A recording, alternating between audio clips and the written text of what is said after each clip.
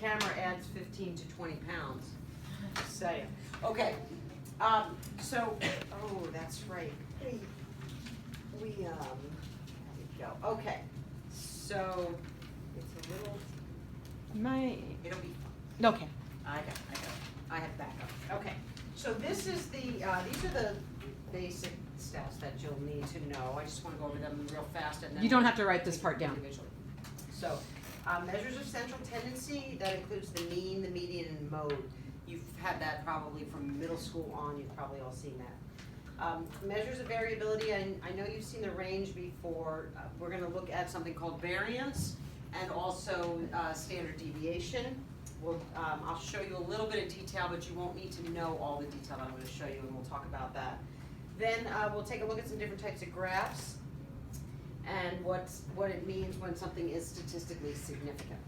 So we're making it as basic as we can get by and still teach you what you need to know. So let's look at, sorry, one second. Okay, we're gonna look at measures of central tendency first. So now's when you wanna start taking some notes. I'm gonna abbreviate when possible because it's 6th period, so. You're off the screen. There we go. Let's see, okay, so measures of central tendency. Mm-hmm. And the first one is the mean. So remember what the mean is? Average, good. Okay.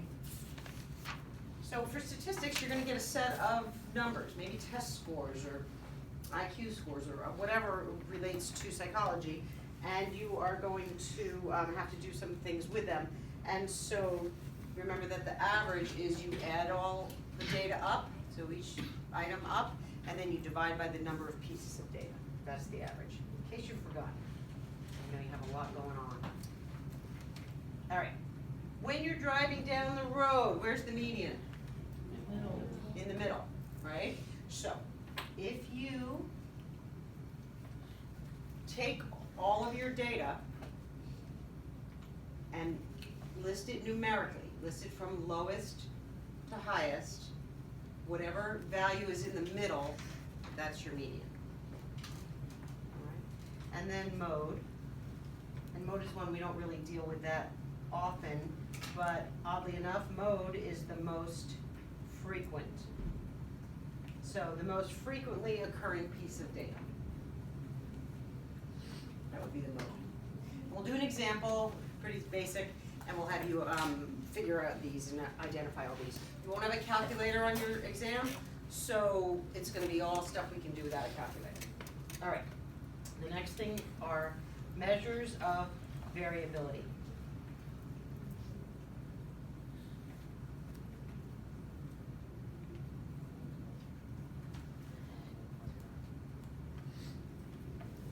The first one is the range. So, if you remember this from, I think algebra is probably one of the places we talked about range. If it's all in numerical order, all your data, if you take the highest value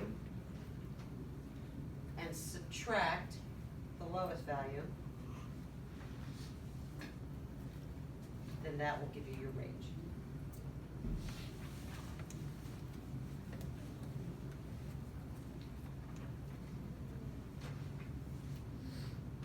Okay.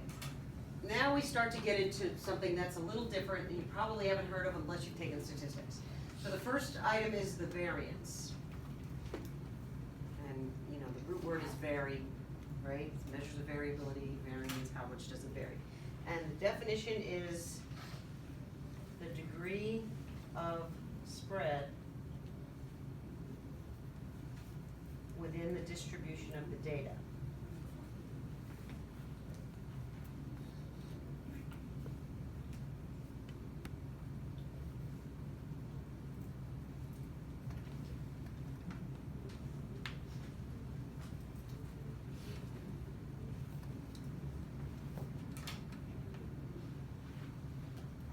Okay, that's the definition, but basically the variance is a number. There's a formula for it. I'm gonna give you the formula. We're gonna look at it real quickly. It's not rocket science. You know, I'll explain it a little bit, but you won't really need to do the formula, but I feel like you should see it. once you get the variance, once you get that number, then if you were to take the square root of it,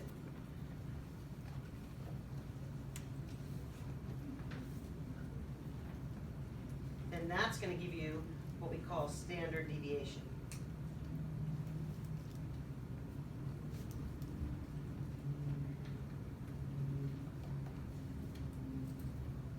So it's the square root of the variance.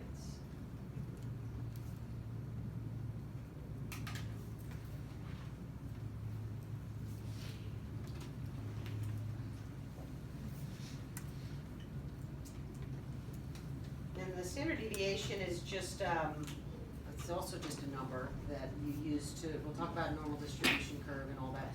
But the standard deviation is sort of like, you know, it's in the word, so it's the standard amount that your data is gonna vary by or deviate.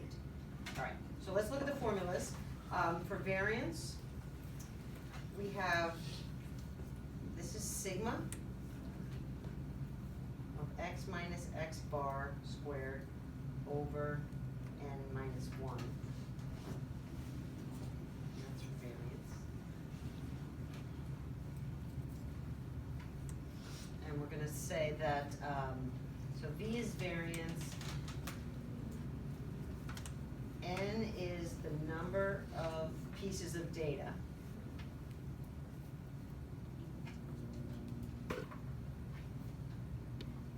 X stands for actually an item of data, so one of the numbers off your list. I'll do an example, then all this will make sense. And then X bar is what we use for the mean.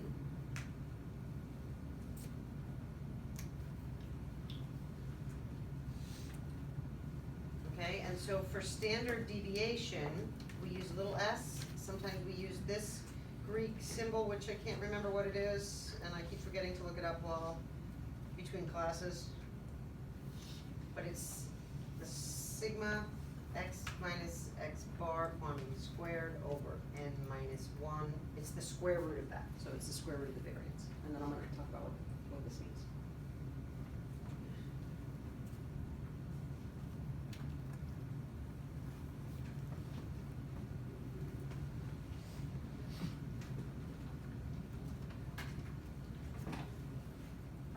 So if you're not in calculus yet, when you get to it, if you see sigma, this is the capital letter, Greek letter sigma. That stands for sum, just means you add.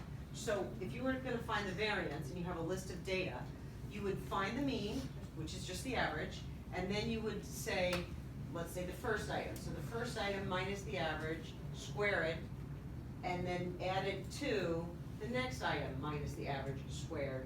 And likewise, you go all the way through the list, taking each item, subtracting the mean, squaring it, add them all together, that's what the sum means, and then you would divide by the number of pieces of data minus 1. Okay? That's all it is. Just, it's kind of simple, kind of basic. Yeah, that's that. Okay, we're going to look at an example no, wait a minute, I think we're doing normal distribution. No, we're not. Okay. So we're going to do an example first. So let me move this up. So I'm going to give you the data. And I've made this pretty easy because of the no calculator situation. And from this, we're going to find the mean, the median,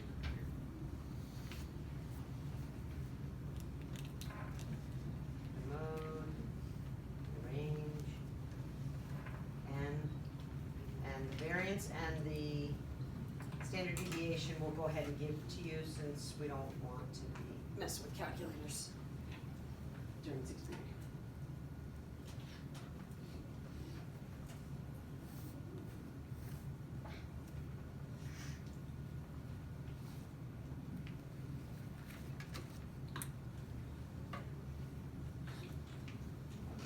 So when you get your list of data, and before you begin to do all this, probably the best thing to do would be to put it in numerical order. So we're gonna start with 13, and there's another 13, and 15, 16, 17, and 19. So now I've got it in numerical order, and I can begin to answer all these questions. So let's do the easy ones first. What's n equal to? And you can just yell it out. 6. And what would the range be? 6, right? 19 minus 13 is 6. What's the mode? 13. 13, that's the one we have the most of. What about the median? 15.5. Good. And they're getting that by taking off all these on the end, and then taking, if you have 2 in the middle, you have to take the average of those 2. So 15 plus 16 divided by 2. That's 31 divided by 2, which is 15.5. Good. And the average, remember you're going to add all these up, or add all these up, and divide by 6. And it just so happens the average is, anybody get it yet? We got 15.5. So it just so happens that the mean and the median are the same. We didn't plan it that way, but that's how this worked out. So like I'm picking all these odd numbers. Okay. If you were to put the variance in, if you put all the items into the variance, let me just show you what it would look like. So just so you've seen it before, especially if you take stats, say next year or whatever, you would take, say, this item, the 13, minus the mean, which is 15.5, square it, then add to it the next item, minus the mean, squared, plus the next item, and so on. And you go down, add all those together. The last one is 19 minus 15.5 squared. You would add all those together after squaring them, and then you would divide by n minus 1, which would be 5. 6 minus 1, which is 5. And that would give you your variance. The variance turns out to be 5.5. And then if you take the square root of 5.5, and again, you don't have a calculator, but this is not that hard to do. You can think the square root of 4 is 2, the square root of 9 is 3, so the square root of 5.5 has to be somewhere in between 2 and 3, and it's about 2.3, so that's good enough for what we need. Okay? Yes? Did you do 15 minus 5.5 there on the very right hand? I did, so, because I'm taking each item, so I was using this list. So the first item minus the average squared, plus the next item minus the average squared, plus the next item, Oh. right? Oh, yeah. So, and then you would go on, do all of that until you run out of items, figure that out, and then you divide by n minus 1. So then I would divide this by 5, and then we ended up getting 5.5. Now, there's probably, is anybody in here taking stats? Okay, in our other classes, we've had 1 or 2 people taking stats. When you get to, if you decide to take stats, when you get to it, your calculator has like programs. The calculators you get to use in the stats class, it's all programmed in there, so you don't really even have to do this kind of thing. But it's good to know, and it's good to understand where it comes from, because that class goes a lot faster than this, and, you know. Okay, so, once you get that information, we're just gonna look at this, we're gonna come back to this. So we'll put this on hold for a second. And the next thing I want to do is talk about the normal distribution. So let me get this. I have much of the paper as I can get. So our next thing is normal distribution, which is sometimes called a bell curve or a bell-shaped curve, and you'll see why in a minute.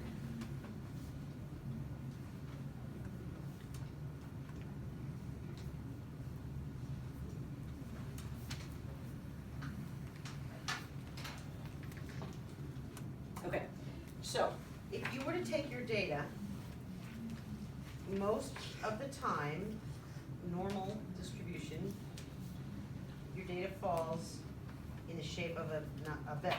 It's not even an upside down bell, it's a bell. All right, in the center, you would have your average or your mean. So your average value falls right in the center. Then you found standard deviation, it's just the square root of the variance, it's a formula, okay? You would find, if you go up one so plus one standard deviation that way, or minus one standard deviation this way, you would find that 34.1% of all your data falls in this region, and 34.1% of all your data falls in this region. Or approximately 68% of all your data falls above or below one standard deviation from the mean. So you have to remember these are just numbers. So for instance, let's look at this little example that we just did. We know on that example that our mean was 15.5. So that's the number that would go right here, 15.5. That's your mean. Now, we found the standard deviation for that example to be 2.3. So what we would do is we just add these two together, get 17.8. That's the number that goes right there. It's confusing. A lot of people have trouble with statistics because of the standard deviation and they don't get, but what's happening is really you're having a number here and this number is just that number added to it. And then you subtract that number to get this one that goes over there. So 15.5 minus 2.3 is 13.2, and that's the number that would go here. So if these were, say, quiz scores, we're saying that, say it's a 20-point quiz, 6 people took it, here's how the stats work. The average score was a 15.5. The 68% of the 6 people who took it fall between 13.2 and 17.8. That's what this means. That's the normal distribution. All right, and then there's, obviously this is the +2, so you would add another 2.3 on here. In fact, I can just do that just to get that done. 2.3, that's 1, that's 9, so 20.1. Okay, so then the rest, the other 13, I don't know why I can't remember this, I've been doing it all day, 13.6% goes there, and then, these are the failure ones, so we don't even wanna look at those, but that's the -2 standard deviation. Okay, that's how you use a normal curve. And when we go over the examples for the test, it's gonna be even easier. All right? So that's the normal distribution, and what you wanna make sure you come away with is the fact that approximately 68% of all your data falls ±1 standard deviation from the mean. And then, I think I forgot to say this, I'm sorry. If this is 13.6 on that end, this is 13.6 on that end, so if you add all this together, that's approximately 95% of all your data. Sorry about that. Is ±2 standard deviations away from the mean. And again, these are just numbers. They're just numbers you find with your data. All right. And then the last little bit is 99.7% of all your data should fall ±3 standard deviations from the mean. So there's a little, like 2% here and 2% here. I'm not being exact, but, and that's a normal distribution, okay? So,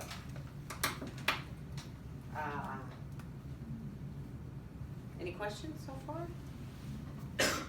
All right, let's talk about what happens when our graph is skewed.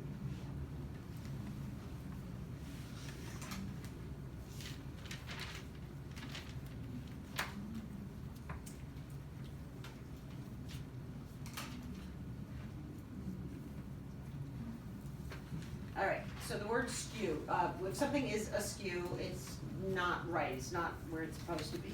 So if your graph is skewed, it's because you have something called an outlier, and an outlier is exactly what it sounds like.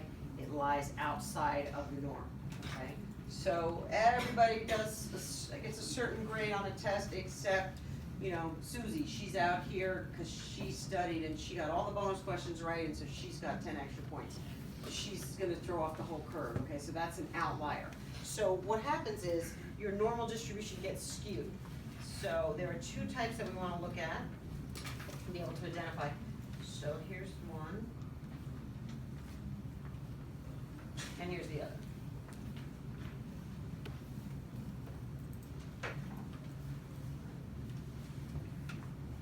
And I find the easiest way to think of this is to think in terms of, you've all taken algebra, think in terms of x and y axis. So if I were to put the x and y axis, this is the x, this is the y, and this is where they meet at the origin where everything's 0. If my outlier is here, and all my other information is here, then would you say this is skewed in the positive direction or the negative direction? Positive, right? This is an x and a y. All the positive numbers, it goes that way, and the negatives go this way. So this is what we consider positively skewed.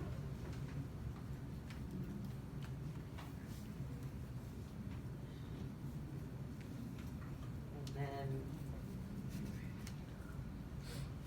this one, of course, then, if this is the origin, these are the positives, these are the negatives. If your outliers here, this would be negatively skewed.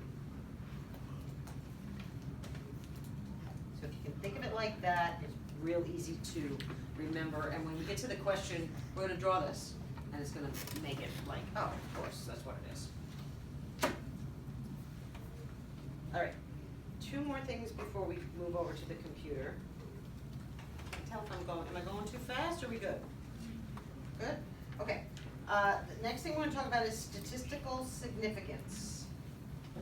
Statistical significance.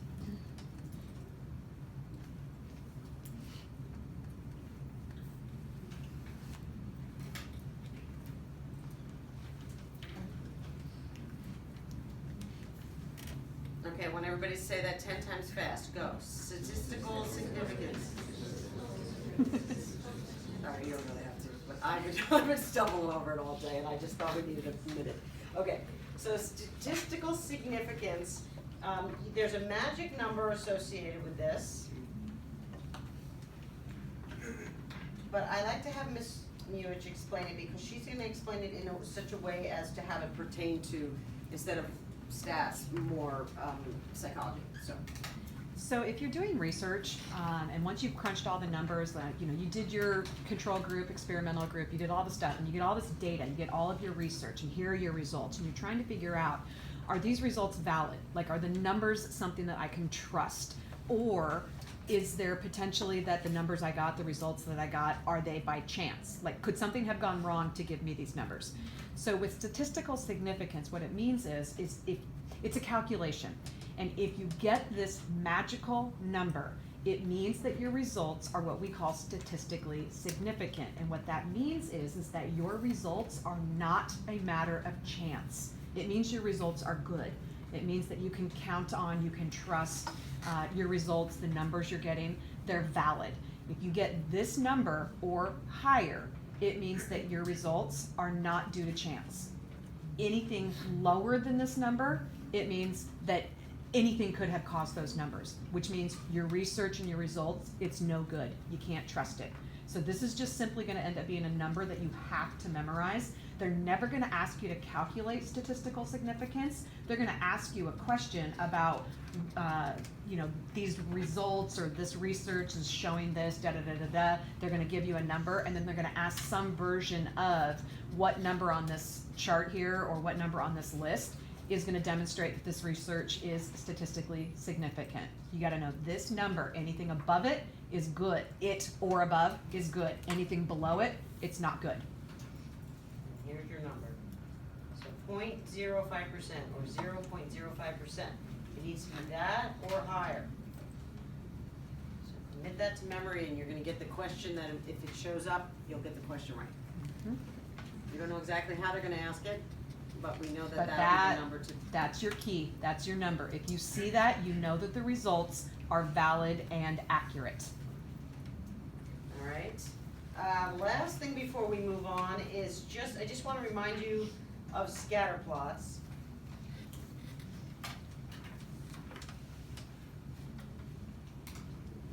So, think back to algebra, we had an x and a y axis, and we had two measures. Say x is the number of bicycles that my company is going to produce, and y is the amount of money I'm going to charge for those bicycles. And I need to know, like, how many to produce in order to turn a profit or break even or something like that. And so you put those numbers, you put those measurements on an x and y axis, and it can look like a scatter plot, okay? And here's what you wanna, the question's gonna kind of look like this. Scatter plots are used to show the correlation between, extra E there, two measures. Say x and y. You can remember x and y for scatter plots, and those are two different measurements. You should be able to answer the question, and you'll see when it comes up how it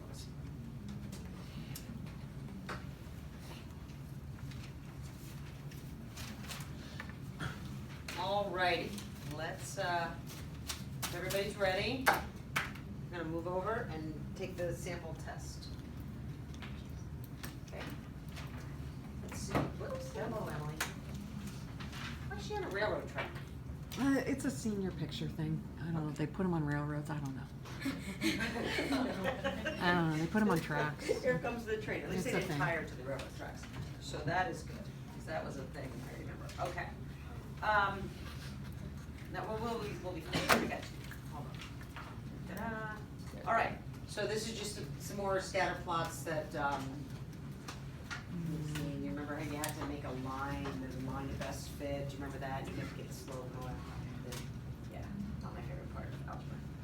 Okay, so, here's the types of things you'll see, and I can still visualize this from back when I taught this. If they're if they have an upward slope, if they're going up, it's a positive correlation. If they're close together, it's strong. If they're falling, it's a negative correlation. If they're further apart, it's moderate. Sometimes they call it weak. It's hard to, I don't know exactly how they will say it.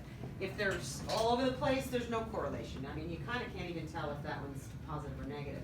And then this is called curvilinear, and it's because there's a curve and a line. Okay? You might see that in calculus if you're not taking calculus yet. That might show up. Okay. All right, here come the histograms. So right now in your notes, everybody who's taken the test, write down tonight or this weekend, I will Google how to make a histogram versus how to make a bar graph. Yeah. And I know I'm being recorded, but I'm gonna be honest with you and tell you, I don't really remember the difference. To me, they both look like bar graphs, but I know that these are considered histograms. So if you wanna go and Google how to make a histogram, and I'm gonna turn over to Ms. Muich, and she's gonna explain how this showed up on the FRQ. Yeah, so so in 2014, the AP exam, one of the FRQs was research-based, and so they had to calculate all the stuff with independent variable, dependent variable, and all the kids were like, no problem. But then what they had to do at the end of it was they actually had to plot their results on using a bar graph and a histogram. The kids actually had to draw them out. That was something that year, for whatever reason, we didn't go over. I just didn't think that we would need to know the difference between a histogram and a bar graph.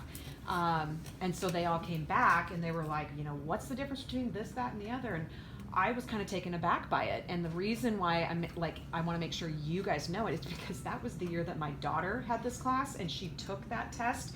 And so when she came back and she told me that, histograms, bar graphs, they made us draw it and we didn't know what it was, she lit me up because I had not taught it. And so I just want to make sure that you guys have the difference between them. They're just different ways to plot data, and they look identical, but they actually measure things a little bit differently. One has to do with like height, another one has to do with like range, and it's too much for us to actually spend a lot of time on. So she's right. If you guys just Google the difference between a bar graph and a histogram and like how would you actually draw them or something, before you take the test on Thursday, you guys will be just fine. Yeah, do a little example, just make yourself a little example. They Yeah. have it. All you have to do is go to images once you Google it. Yeah, and it was just because we literally had not said a single word about it that the kids were really thrown that year. So just to be safe, figure that stuff out over the weekend or before the test on Thursday, and you'll be fine.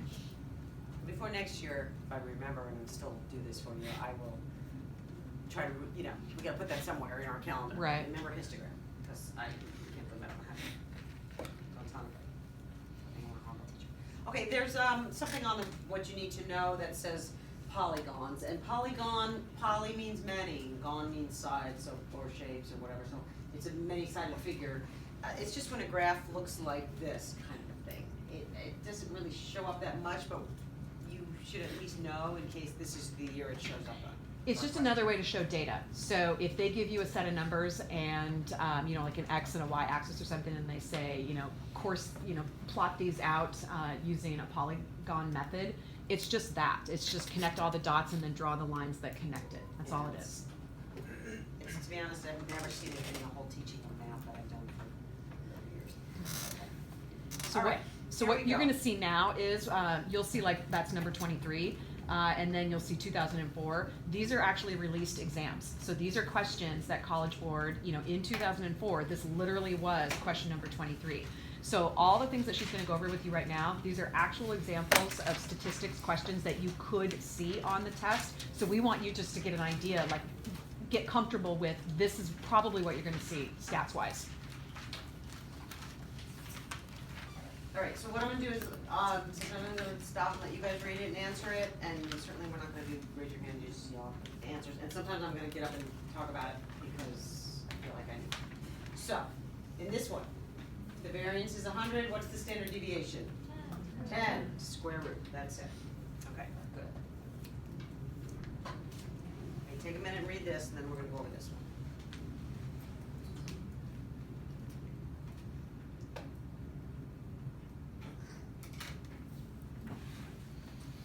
All right, so I'm hoping that you guys over here can see, but I'll get out of the way from time to time. But what you would do in a case like this, just in case you're like, what, I don't remember this, is the first thing I would do is make a bell curve.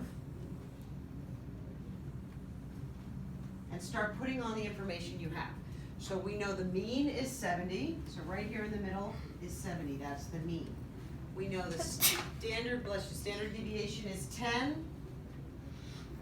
Okay, so that means if we cut this off and this off, one standard deviation above, you would add 10 to that and give yourself an 80. So these are exams, right? Exam grades. So 70 is the average, 80 is one above.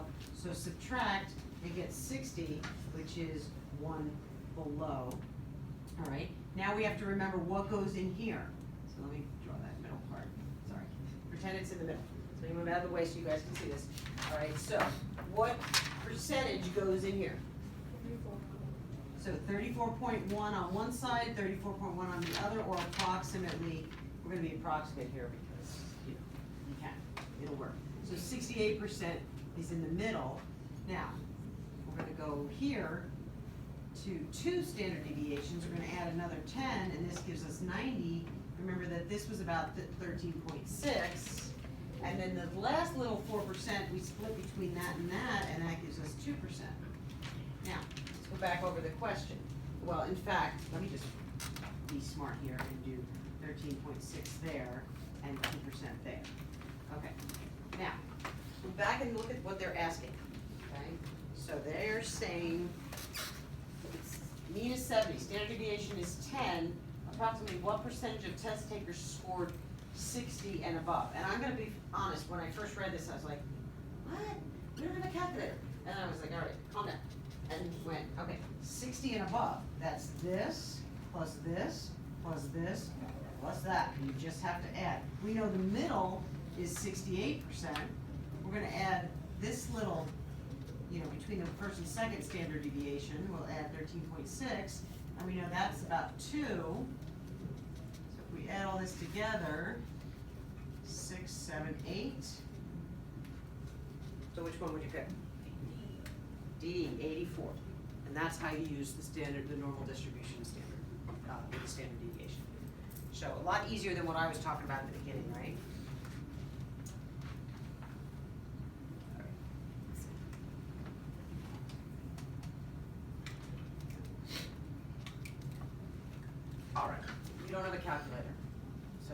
you're like, what are you gonna do? You're gonna sit there and take time to figure all these out? No, so you have to go with what we use as a shortcut. So the thing about this is, you can look at the ranges, this is 12 minus 5, 22 minus 2. You can look at the ranges, that's one of the ways to look at it, or you can look at an outlier. So if something has a more extreme outlier or a bigger range, it's gonna have a greater standard deviation. That's your shortcut. So you might wanna write that down. I don't know if that's something you'll look at before you take the test or what. But the reality is if you look at B, you're going from 2, 7, and 9 are close together, and then 22 is way out there. Or the range is higher than the ranges of the rest of them. Those are the two different ways we've been looking at it. Some of the kids from stats have said that outlier is what's showing it, but if you can get it either way, go with that, because you don't, again, no calculator. Okay? All right, so we want B for that one.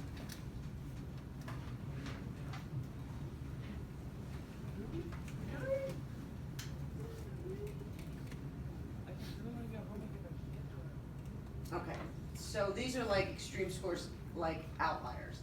And so what we talked about, we have I have an example that I use, and the answer's mean, the answer's the average, okay?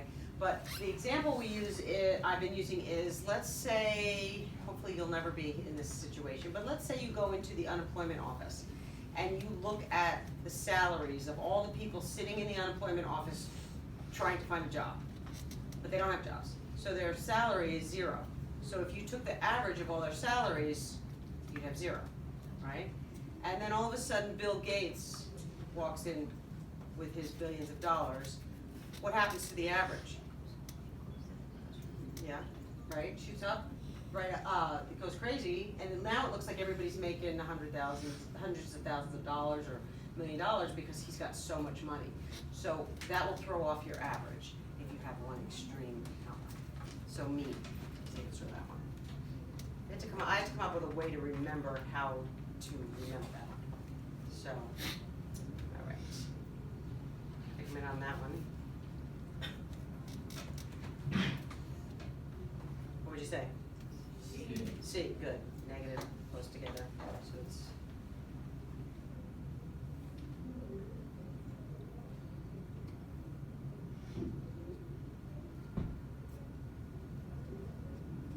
all right, everybody knows this one? D. So it's one above and one below, 16%.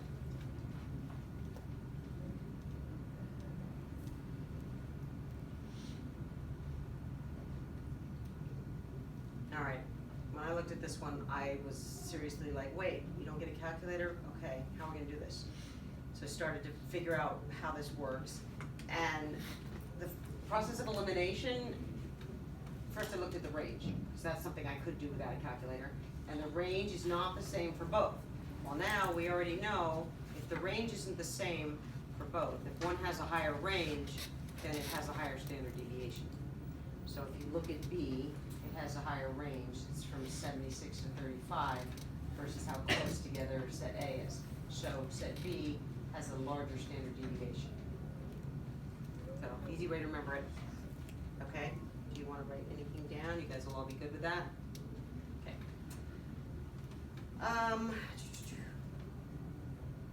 Okay, read that for a second.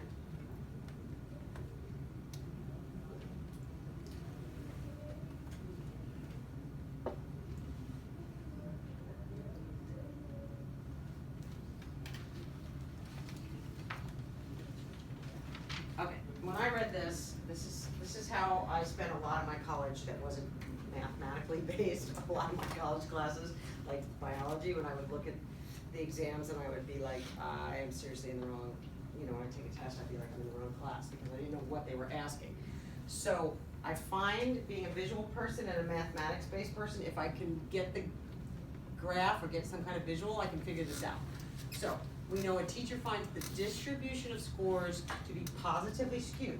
So the first thing I'm gonna do is draw myself a graph that's positively skewed, because I now know what that looks like, right? Where this is positively skewed, your outlier, your extreme values in the positive section, okay? It has low variability. That means that the rest of it is not varying. Most people are in here, okay? Except for that guy, who has two. Okay. On the basis of this information, what could the teacher say? These are test scores. What could they say about the test? So what do you think you could say based on that? So, remember, this is like, let's say that this is the average. So everybody's over here, below average, failing the test, and, you know, this is Joe. He's got like 110 points. So what would you say? What do you think? The exam's too difficult. If everybody's failing in a test, then it's not a good test. It's made way more difficult than either you didn't teach the material for the teacher, or, go ahead. Is the bell always to the left or right? I thought it was supposed to be in the center. That's normal, but skewed is what we're talking about. So when it says it's positively skewed, it means it's not normal. So there's a problem, and that's, so if something's askew, it's off. So this is how we want, but if this is what we get, it means something's wrong. Oh, because then the average changes the. Right, so the average is way here below what would normally should be the average. So the average, sorry, I guess I should say it like that. This should normally be the average, but now everybody's over here but this person. Okay, sorry, yeah, that was, you know, the way to say that. Everybody okay with that? Test is too difficult, and you can complain to the teacher, but not with you. She would never do that. She's nervous. What'd you just say? She's nervous.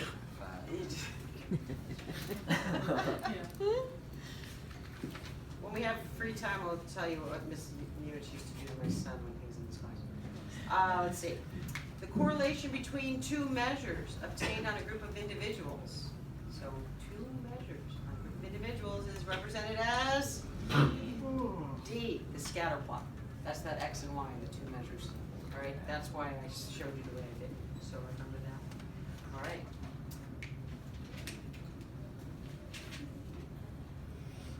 What do you think?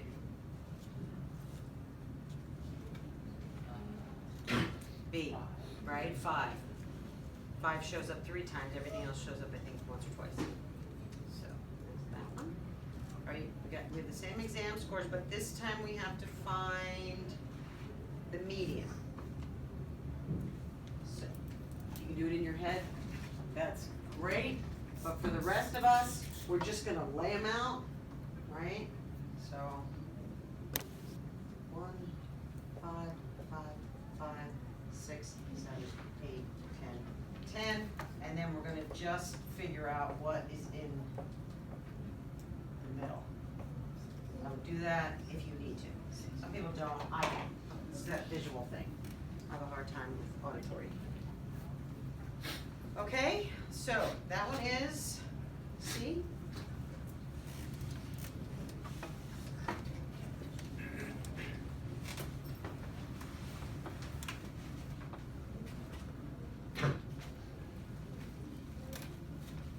We're gonna say D, right? Middle 68%.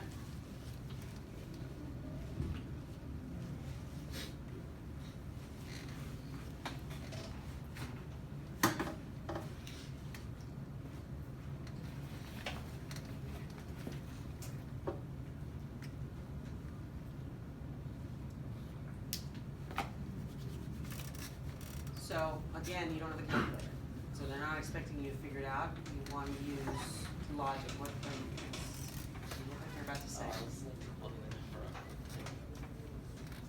I was trying to do it in my head. So. All right. Yeah, I mean, again, this is the one where I went, wait, they can't use a calculator. What are they gonna do? Okay. The reality is if you have a standard deviation, if things are deviating standardly, I mean, that's one way to think of it, and everybody gets the same 5 points, you haven't changed the standard deviation. So the answer is that it was 10 before, it's now still 10. Oh, I always do that. I always forget that's the last one.